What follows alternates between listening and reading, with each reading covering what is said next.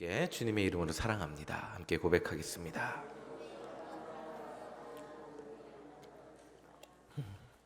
안 하신 분도 계시네요. 자, 우리 한 번 더 주님의 이름으로 진짜 사랑합니다. 한 번 더 해보겠습니다. 네, 진짜 사랑하시죠? 가짜 아니고 진짜 사랑합니다. 한 번 더 하면 정말 사랑합니다 하고 싶은데 다음에 하겠습니다. 제가 미국에 있을 때 이제 인터넷이 좋죠. 옛날에는 뭐 한국 TV를 미국에서 한국 TV를 보려면 비디오 테이프를 이만큼씩 빌렸대요. 대장금이 몇 부였죠? 굉장히 길었죠. 그래서 뭐 비디오 테이프를 박스에 들고 가서 대장금을 뭐 이틀 만에 다 봤다 이런 뭐 전설적인 이민자들의 얘기가 있는데 제가 있을 때는 그런 시대가 아니었고 인터넷만 접속하면 다 한국 걸 볼 수 있는 시대였습니다. 가피풀에 들어가면 뭐 되게 유명한 찬양팀도 나오고 유명한 설교 말씀도 막 나와요. 그래서 설교를 한번 들을까 해서 들어갔는데 어떤 목사님인지 지금 기억이 안 나요. 저 지금 찾아봐도 나오질 않는데 한국교회 문제점 그랬고 그게 뭐가 문제일까 들어보려고 제가 설교를 들었어요. 근데 이 목사님 말씀에 따르면 한국 사람들에게는 빈말처럼 하는 인사치레가 있다는 거예요. 뭔지 아시죠? 헤어질 때 뭐라 그러죠 우리가? 언제 한번 밥 한번 먹자. 근데 밥 한번 먹자 그러고 실제로 밥 약속 잡는 경우가 많이 없다는 거예요. 그렇죠? 밥 먹자 그러고 야 진짜 밥 먹어야지 다시 전화해서 그럴 때 그렇게 안 하죠. 네, 진짜 먹을 거면 언제 해요? 먹자 이렇게 약속 잡고 헤어지죠. 자, 근데 그리스도인에게도 이와 비슷한 인사치레가 있다는 거예요. 그 인사치레가 뭘까요? 내가 당신을 위해서 기도해 주겠습니다 라는 그 말이 인사치레 같이 됐다는 거예요. 이 목사님은 설교를 진행하시면서 여러분들은 과연 일주일에 많은 성도님 만나서 주일날 또는 수요일날 금요일날 만나서 대화를 나누고 어려움을 듣고 당신을 위해 기도하겠습니다 라고 하며 대화를 마무리하고 실제로 그분을 위해서 얼마나 기도해 주고 있냐고 물어보는 것이었습니다. 사실 저도 이 말을 들으며 그때 막 아이스크림집 일할 때였으니까 바쁘게 살다 보면 제가 섬기는 성도님들을 위해서 기도하는 시간이 많이 없는 날도 있었습니다. 그래서 마음의 찔림을 가지고 성도님들을 위해서 더 간절히 기도하겠다고 결단하고 그렇게 기도했던 적이 있습니다. 얼마 전 신임 속회 지도자 교육을 하면서 우리가 속회 지도자로서 속도원들에게 줄 수 있는 것이 무엇일까 이런 얘기를 해보았습니다. 속회 지도자로서 속도원들의 다양한 상황을 듣게 될 텐데 우리는 무엇으로 위로해주고 무엇으로 그들을 도와주어야 될까 말씀을 드린 적이 있습니다. 속회에서 나눔을 하다 보면 이제 전에보다 속도원들의 속마음과 또 뭘 많이 듣게 되죠? 어려운 상황들을 더 듣게 됩니다. 속도원들의 경제적 상황, 속도원들의 가정의 어려움, 속도원들의 건강 등 여러 가지로 많은 어려움을 듣게 될 수 있습니다. 그때 우리는 이 모든 것을 듣고 우리가 현실적으로 다 도와줄 수 없는 것 또한 알고 있죠. 매번 필요한 돈을 줄 수 있는 것도 아니고 가정사에 개입할 수 있는 것도 아니고 의사가 되어서 그들의 건강을 책임져 줄 수도 없습니다. 그럼에도 불구하고 우리는 교회에서 나누죠. 이 나눔을 가지고 왜 나누죠? 왜 나눌까요? 더 친해지려고? 어떻게 사는지 알려고? 물론 그 목적도 있지만 이 서로의 어려움을 알고 기도해 주기 위함입니다. 이 서로의 나눔을 가지고 기도할 때 가장 중요한 것이 있겠죠. 그것은 속회 지도자가 기도의 능력을 확신하고 속도원들을 위해 실제로 기도해 주어야 되는 거죠. 그렇죠? 듣기만 하고 기도할게요 그러고 집에 가서 일주일 동안 너무 바쁘게 살다 보니까 속회 생각 하나도 못하고 다시 주일날 왔어요. 그렇게 오면 안 된다는 거죠. 우리가 일주일 동안 바쁘게 살다 보면 충분히 그럴 수 있습니다. 근데 우리는 속회 지도자 아니면 속회 지도자가 아니더라도 우리가 함께 믿음의 생활을 하는 공동체라면 성도의 어려움을 들었다면 우리는 실제로 기도를 해줘야 되는 거죠. 그렇죠? 그리고 더 중요한 게 뭐죠? 반복적으로 해줘야죠. 반복적으로 해주면서 그리고 이게 달라요. 단순한 관심과 기도를 해주고 좀 권사님 좀 상황이 어떠세요? 라고 그냥 물어보는 거랑 관심에 의해서 물어보는 거랑 기도해주고 물어보는 거랑은 차이가 있습니다. 이렇게 반복적으로 기도해주고 이렇게 기도해주다 보면 이제 서로의 마음이 열리기 시작합니다. 자, 여기에서 핵심은 반복적으로 속도원들을 위해서 기도하면서 그 한 성도의 상황을 지속적인 관심을 가져야 한다는 것입니다. 이렇게 한 가지, 두 가지 일을 가지고 함께 기도했을 때 속도원들의 일이 걱정했던 것보다 쉽게 해결이 된다면, 성도님들의 일이 쉽게 해결이 된다면, 기도의 능력을 체험하게 되면 억지로 시키지 않아도 와서 기도를 얘기를 하겠다. 이번엔 이거 기도해 주세요. 이번엔 이거 기도해 주세요.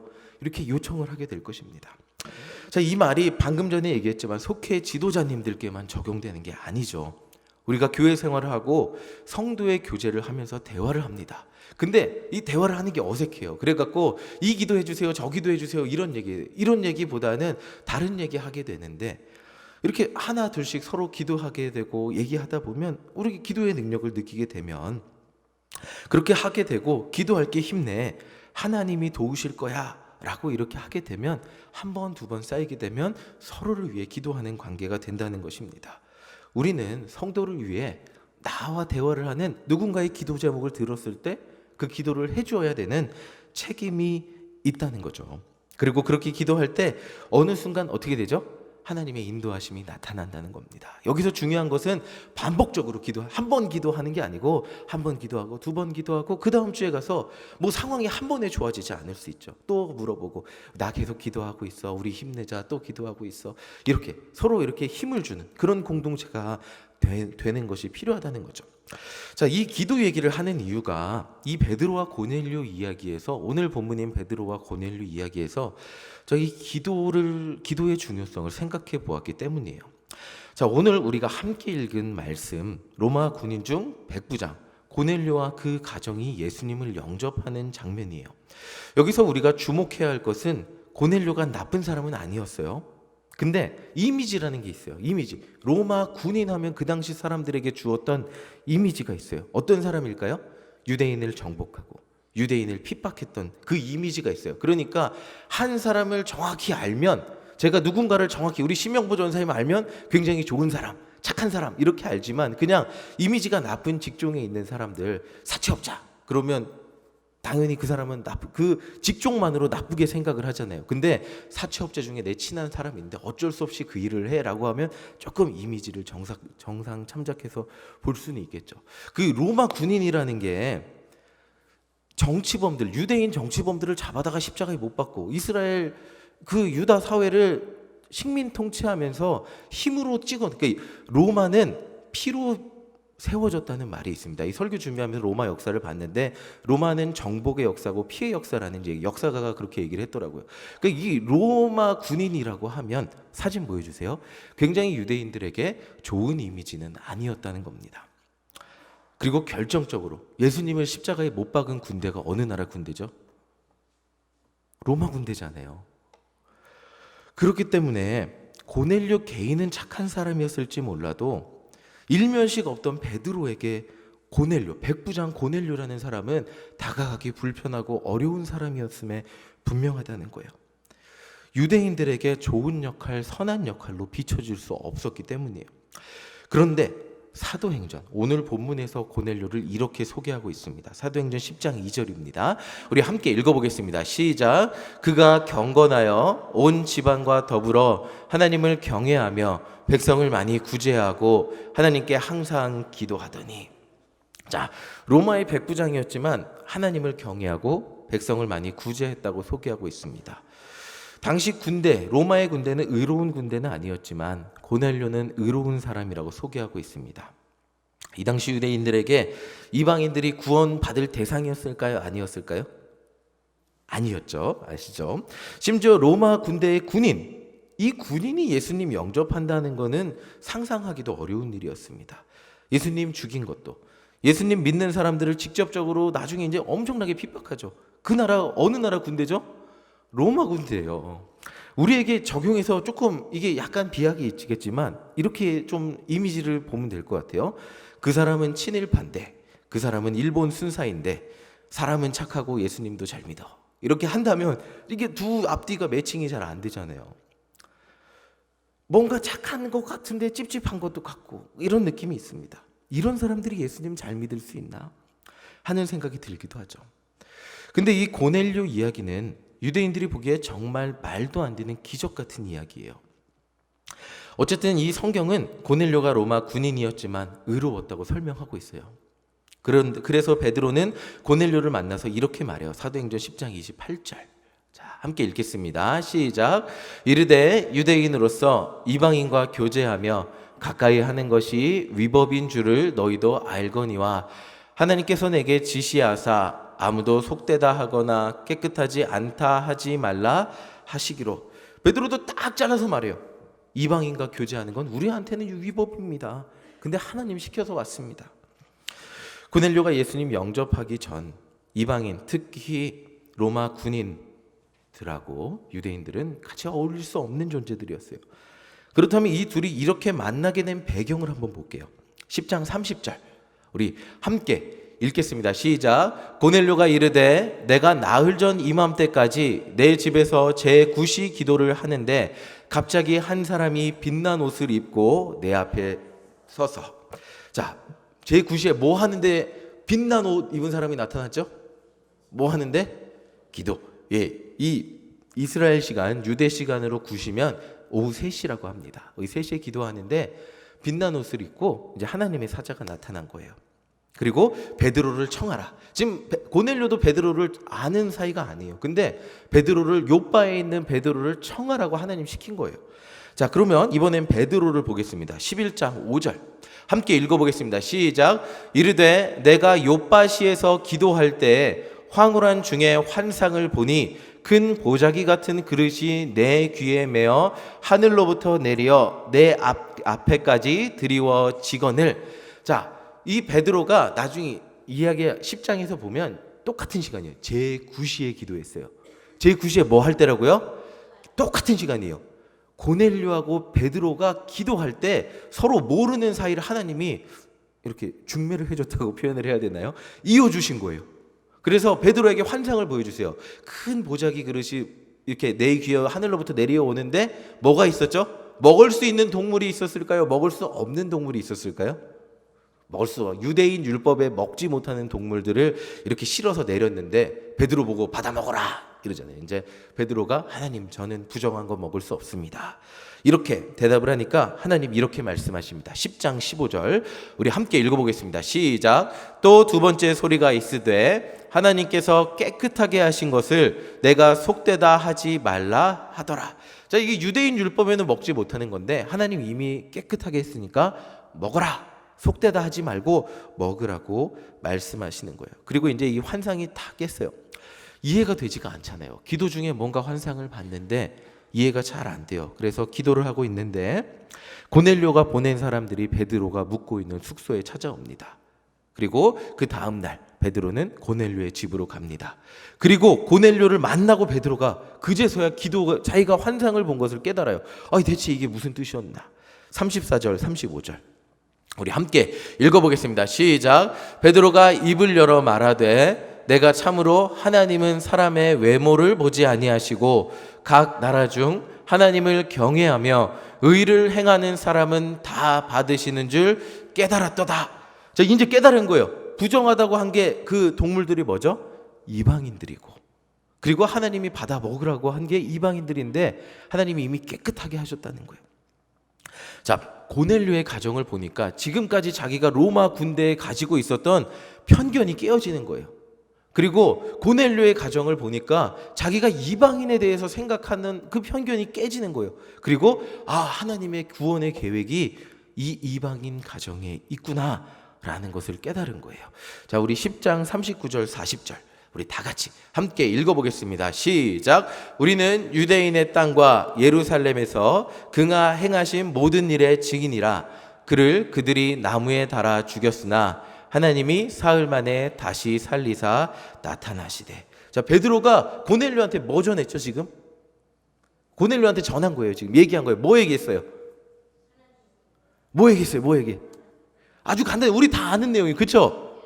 예수님이 이 땅에 오셔서 고통당하시고 죽으시고 부활하셨다. 우리 다 할 수 있는 얘기 베드로 한 거예요. 우리 다 할 수 있는 거예요. 나가서 다 할 수 있어요. 용기가 없을 뿐이지 용기만 있으면 다 할 수 있죠. 그렇죠? 몰라서 못하는 거 아니잖아요. 아는데 내키지 못해서 못하는 거잖아요. 했어요. 베드로 이렇게 했어요. 했을 때 어떤 일이 일어난지 보겠습니다. 44절 함께 읽겠습니다. 시작. 베드로가 이 말을 할 때 성령이 말씀 듣는 모든 사람에게 내려오신. 자, 지금 베드로가 성령을 부른 거 아니에요. 성령님 오소서 막 성령을 부르는 기도를 막 한 게 아니에요. 막 어떤 거 한 게 아니에요. 베드로 뭘 전했죠 지금? 복음 전했어요. 예수님 여러분 때문에 이 땅에 오셨습니다. 당신 때문에 죽으시고 살아나셨습니다. 라고 하니까 고넬료 가정에 뭐가 임했어요? 성령이 임했어요. 특별한 걸 하지 않았습니다. 복음을 전했어요. 그리고 그때 고넬료의 가정에 성령이 내려오셨습니다. 이 단순한 거, 굉장히 단순한데 놀라운 일이 일어난 거예요. 사실 고넬료의 가정에 성령님이 내려오신 것, 베드로가 이 집에 세례를 준 것, 이것이 유대인들에게는 엄청난 사건이었어요. 이전까지는 아까 말씀드렸지만 예수님 전할 엄두도 내지 못했어요. 이게 즉 고넬료가 예수님 영접함으로 지금까지는 딱 막혀 있었어요. 그러니까 쉽게 말하면 복음의 지경이 회원동까지만 있다가 후암동 사는 고넬료에게 딱 전해지고 복음의 지경이 후암동까지 팍 용산구까지 퍼진 거죠. 그렇게 넘어가게 된 거예요. 그전에는 유대인들에게만 딱 막혀 있다가 담도 고넬료한테 전해지고 담이 무너지듯 확 넘어지게 된 거예요. 이 엄청난 사건을 보는데 그 출발점은 복잡하지 않았던 것을 보게 돼요. 처음에 베드로가 환상을 언제 봤죠? 매일 같은 시간에 기도할 때 환상을 봤어요. 고넬료도 언제죠? 매일 같은 시간에 기도할 때 그 환상을 봤어요. 서로 기도할 때, 제9시에 기도할 때 하나님께서 환상을 보여주셨던 거예요. 자, 그 전에 베드로가 했던 일이 있다면 이것이요. 사도행전 9장 32절. 우리 함께 읽어보겠습니다. 시작. 그때 베드로가 사방으로 두루 다니다가 루다에 사는 성도들에게도 내려갔더니. 자, 베드로가 한 일은 복음 전하기 위해 예루살렘 떠나서 여기저기 다녔던 거예요. 그리고 복음을 전하기 위해서 요바에 있는 한 집에서 기도할 때, 무두장이라 그러죠. 그 집에서 기도할 때 그때 하나님의 환상을 보게 된 거예요. 자, 베드로의 모습을 통해서 제가 주목하게 되는 것이 있다면 복음을 향한 단순함이에요. 어떤 복잡한 게 있는 게 아니고 예수 믿고 은혜 받아서 내가 은혜 받은 것을 전하고 또 그것을 위해 기도하고 또 기도해 하나님 말씀에 순종해서 고넬료 집에 가서 예수님 전하고, 이 쉬운 거 우리가 모르는 거 아닙니다. 근데도 이것이 실천이 잘 안 될 때가 너무나 많이 있죠. 어제 비가 내렸어요. 전도 나가기 전에 비가 내리면 어떻죠, 마음이? 어제 2시에 진짜 제 마음을 너무 힘들게 했어요. 비가 내리는 것도 아니고 안 내리는 것도 아니에요. 한번 뚝뚝 이렇게 떨어지는데 이거 갖다 전도를 씌워야 되나? 이거 갖다 전도를 씌워야 되나? 뚝뚝 진짜 뚝 이 정도였어요. 그래갖고 그래도 전도 나가야죠. 그런데 또 이제 쉬자는 분도 계시죠. 그리고 와서 또 한 2시 10분쯤 나가봤어요. 그랬더니 조금 빨라졌어요. 뚝뚝뚝 이 정도 되는 거예요. 이거 갖다 쉬어야 되나 이렇게 생각하고, 그래도 어떻게 전도를 나가실 수 있는 분은 상가 전도를 가시고 또 비 때문에 전도 마차는 못할 것 같더라고요. 그래서 어려우신 분은 물품을 포장하십시오라고 얘기를 했어요. 그런데 저는 그래도 초등학교 전도 나가야지. 그래서 이제 삼광초등학교 다니는 조성래라는 이 아이가 진짜 기특해요. 얘가 일신 유치원 출신인데 막 친구들 작년에 4명 전도해서 데리고 오고, 지금은 뭐 자기 나올 때 시연이라는 여자아이도 막 데리고 오면서 이렇게 전도해서 데리고 와요. 근데 어제는 우리 최성권 장로님하고 비 내리는데 함께 갔어요. 이제 비가 내려서 그런지 학교 앞에 아이들도 별로 없고 약속 시간에 맞춰 갔는데 성래도 집에 갔더라고요, 이미. 그래서 전화를 해서 나오라고 하니까 터벅터벅 나오는데 아이의 표정이 밝지가 않아요. 비 내리는데 귀찮게 나오라 그러나 이런 느낌이 들었어요. 그래서 그래도 편의점에 데리고 가서 아이한테 뭐 먹을래? 그랬더니 이제 아주 조그만 껌 하나 고르더라고요. 너무 미안하더라고요.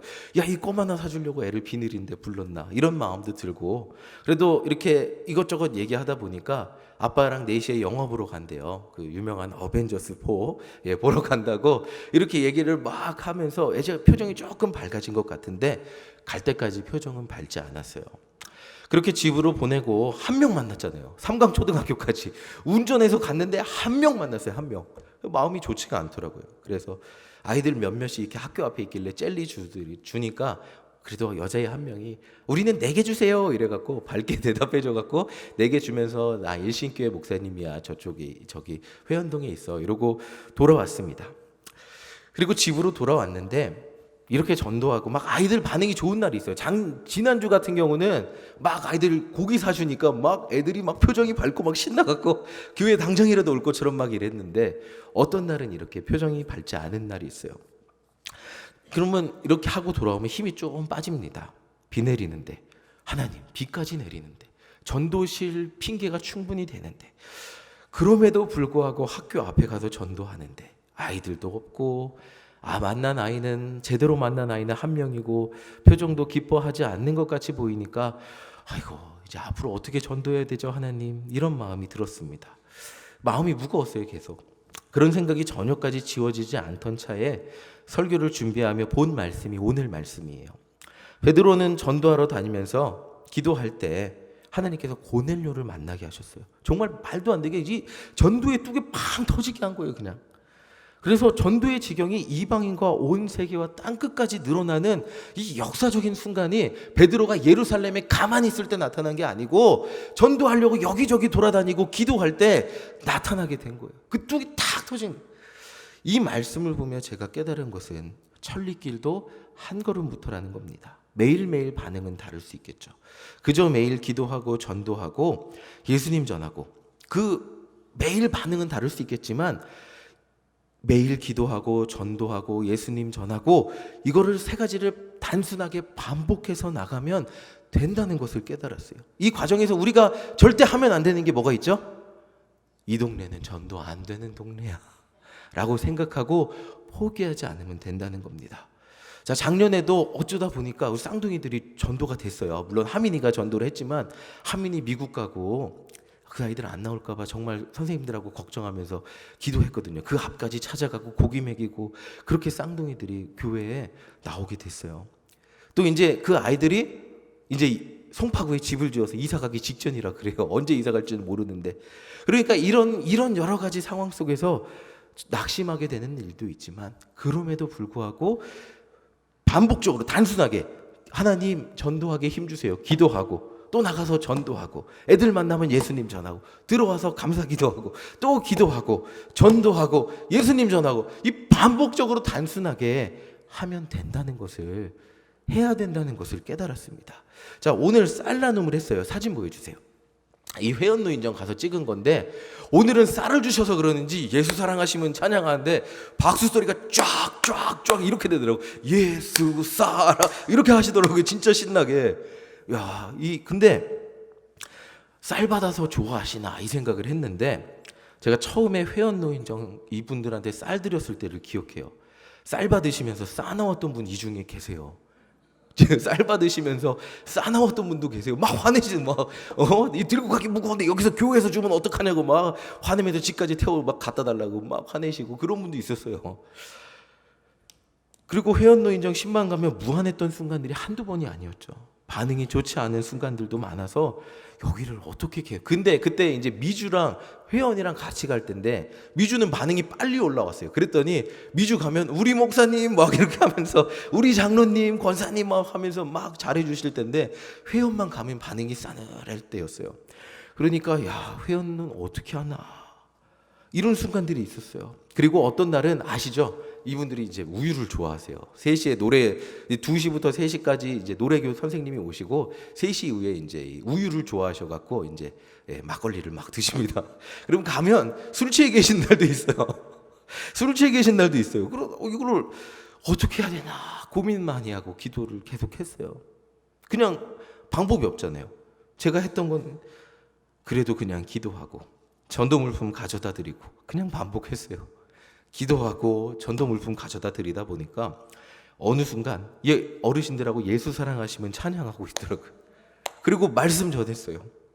또 기도하고 전도하고 예수님 전하다 보니까 회장님이 처음에, 그 안정수 회장님이 처음에는 내가 바빠, 남산교회도 가야 되고 성덕교회도 가야 되고 일신교회 도와주는 교회 한 번씩 인사하러 다녀야 돼 이러시다가 오늘은 나는 주일엔 안 빠지잖아 이렇게 얘기를 하시더라고요. 오늘 진짜 그러셨어요. 같이 갔을 때. 그 모습을 보면서 제가 전도를 위해서 무엇을 해야 될까 다시 한번 깨닫게 되었습니다. 그것은 복잡하게 생각하지 않는 거예요. 단순한 반복입니다. 기도하고 전도하고 예수님 전하고, 이 과정에서 때로는 낙심하는 날이 있죠. 욕심대로 되지 않는 날도 있죠. 근데 기도하고 전도하고 예수님 전하다 보면 우리가 생각하지 않았던 고넬료와 같은 만남을 허락해 주는 순간이 분명히 있다는 것입니다. 그리고 그 순간에 우리가 전해야 될 게 뭐라고요? 다른 게 아니죠. 예수님 이름 전하면 되는 것입니다. 그것을 위해서 필요한 것은 포기하지 않고 기도하고 만나고 전도하고 예수님 전하는 것입니다. 해서는 안 되는 거 하나밖에 없습니다. 포기하는 것입니다. 고린도후서 2장 4절 우리 말씀 한번 읽어보겠습니다. 함께 읽겠습니다. 시작. 내가 마음에 큰 눌림과 걱정이 있어 많은 눈물로 너희에게 썼노니 이는 너희로 근심하게 하려 한 것이 아니요 오직 내가 너희를 향하여 넘치는 사랑이 있음을 너희로 알게 하려 함이라. 바울은 고린도 교회를 생각하며 마음에 눌림이 있었대요. 저도 유초등부를 생각할 때마다 마음에 눌림이 있습니다. 어른들 노인정 전도는 사실 반응이 쉽게 오는 편이에요. 계속해서 갖다 드리고 잘해드리고. 근데 유초등부는 아이들 만나기도 쉽지 않고 1시간 서 있어도 지나가는 아이가 때로는 10명이 안 되는 순간들도 있습니다. 이 상황에서 어떻게 해야 될까? 마음에 눌림이 있습니다. 그래서 더 포기하지 않고 쉽지 않아도 나아가서 전하게 됩니다. 이렇게 앞에서 강단에서 막 요란하게 얘기하지만 정말 폭발적인 부흥이 일어나면 좋겠지만 현실은 안 믿는 부모 자녀 1명 전도해서 예수님 알게 하는데 시간이 너무 오래 걸리고 매주 교회 나오게 하는데 정말 쉽지 않은 현실을 마주하게 됩니다. 그래서 작은 일에도 더 예민하게 반응하고 걱정하게 됩니다. 아까도 말씀드렸지만 어렵게 전도해서 열심히 나왔던 쌍둥이들도 이제 이사를 앞두고 있습니다. 그리고 유초등부가 매주 연락하고 챙겨주지 않아도 부모님 때문에 쉽게 나오는 아이들, 그러니까 쉽게 말하면 막 제가 기도하고 염려하면서 기도하고 아이들 붙들기 위해 노력하지 않아도 알아서 나오는 아이들의 숫자가 줄어들고 있습니다. 그래서 제가 할 일은 말씀을 통해서 오늘 쌀 나눔 경험을 통해서 다시 한번 깨닫게 됩니다. 단순한 반복을 포기하지 않고 하는 것입니다. 안 된다고 학교 앞에 가지 않고 애들 만나기 어려우니까 학교 앞에 가지 않고 포기하는 것이 아니라 기도하고 전도하러 나가고 또 기도하고 전도하러 나가고 예수님 전하고, 바로 이럴 때 어느 순간 전도의 문이 어느 쪽으로 열릴 수는 없죠. 알 수는 없지만 고넬료와 같은 만남이 일어나고 거기서도 예수님 이름 전할 때 전도의 지경이 넓어지게 된다는 것을 말씀을 통해 깨닫게 됩니다. 전도하지 않던 사람이, 평소에 전도하지 않던 사람이 어느 날 불받아서 갑자기 전도의 역사가 일어나는 것이 아니라 아무것도 일어나지 않는 것 같은 현실에도 포기하지 않고 반복적으로 예수를 전할 때 그 사람 가운데 전도의 능력이 나타나는 것입니다. 설교 서두에 말씀드렸던 기도도 마찬가지입니다. 기도하지 않던 사람이 어느 날 갑자기 성령의 뜨거운 막 미치도록 타오르는 불을 받아 능력이 나타나는 경우도 있지만, 기도도 반복적으로 매일 기도의 능력을 믿고 눈에 보이지 않아도 매일 정해진 시간에 기도할 때 하나님의 능력이 그 사람의 삶 가운데 나타나게 된다는 것입니다. 여기서 중요한 것은 여러분들이 포기하지 않는 것입니다. 그리고 반복하는 것입니다. 사도행전 10장 2절 함께 보겠습니다. 10장 2절 함께 읽겠습니다. 시작. 그가 경건하여 온 지방과 더불어 하나님을 경외하며 백성을 많이 구제하고 하나님께 항상 기도하던. 고넬료가 어떤 사람이었죠? 반복적으로 구제했던 사람이에요. 반복적으로 기도했던 사람이에요. 그 모습으로 반복적으로 하나님을 경외하고 경건하게 살았던 사람이에요. 그렇게 반복적으로 하루, 이틀, 3일, 4일, 한 달, 1년이 쌓여서 경건한 사람이 된 것입니다. 고넬료도 복음 듣기 전에 반복해서 기도하고 구제했던 사람입니다. 중요한 것은 여러분들이 반복해서 기도하고 나아가는 것입니다. 오늘 여러분들 가운데 막힌 문제, 기도 제목들이 있으십니까? 포기하지 말고 신앙의 기초를 반복하시기 바랍니다. 특별한 부를 받는 그날만 기대하며 오늘은 기도가 안 되라고 하시는 것이 아니라 오늘 하루 기도하고 내일도 기도하고 내일 모레도 기도하고 하루 기도할 때 하나님의 때가 되었을 때 여러분들 삶에 열리는 역사가 일어나게 된다는 것입니다. 전도하고 싶으시죠? 전도의 열매가 왜 나는 맺히지 않으십니까? 오늘 전도하지 않기 때문입니다. 오늘 나가서 전하면 오늘 열매 맺히진 않아도 매일 반복적으로 전할 때 분명 열매 맺는 날은 여러분들에게 다가오실 겁니다. 그날을 위해서 여러분들이 해야 될 것은 오늘 하루 한 걸음 나아가는 것입니다. 그 역사의 결과가 오늘 당장 보이지 않는다고 할지라도 내일 한 걸음 더 나아가는 것입니다. 내일 안 보이겠죠. 그래도 그 다음 날은 어떻게 해야죠? 포기하지 않고 한 걸음 또 나아가는 것입니다.